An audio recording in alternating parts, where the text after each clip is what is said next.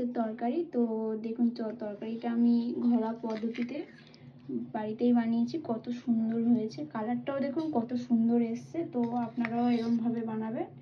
দেখছেন কত সুন্দর হয়েছে। রেসিপি করার জন্য আমি এখানে নিয়ে নিয়েছি আলু, বেগুন, আর এদিকে আমি টমেটো কুচি, পেঁয়াজ কুচি আর দুটো কাঁচা লঙ্কা। তো মাছটা আমি আগে থেকে ভেজে তুলে রেখে নিয়েছি। তার মধ্যে দিয়ে দেবো অল্প করে তেল। এখানে দিয়ে দেবো অল্প করে 5 ফোড়ন। ফোড়নটা ভাজা ভাজা হয়ে গেলে দিয়ে দেবো আলুটা।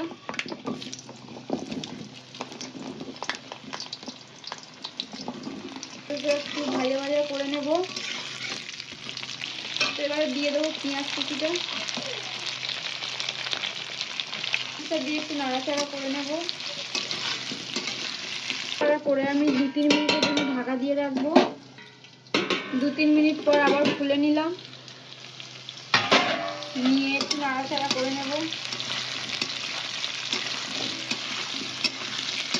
দিয়ে দেবো এর মধ্যে টমেটো কুচি আর কাঁচা লঙ্কা কুচি।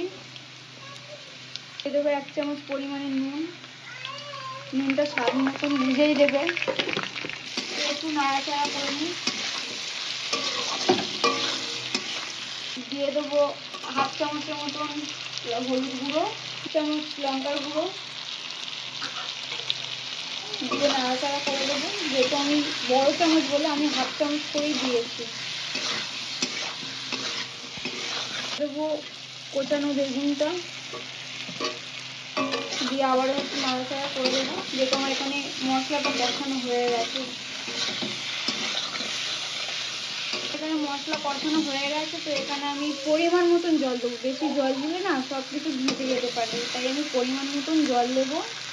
আমি পরিমাণ মতন জল বলতে 2 বাটি জল অ্যাড করেছি। তো এখানে আমি আমার জল দেওয়া হয়ে গেছে। তরকারিটা আমি 2-5 মিনিটের জন্য মানে ফুটতে দেব।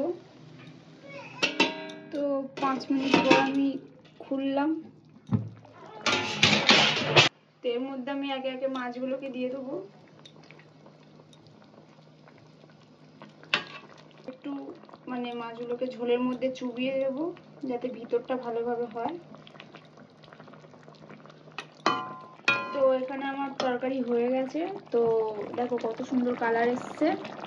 আমার মাছের রেসিপি এখানে রেডি বেগুন আলু দিয়ে। তো আমার এখানে হয়ে গেছে তরকারিটা।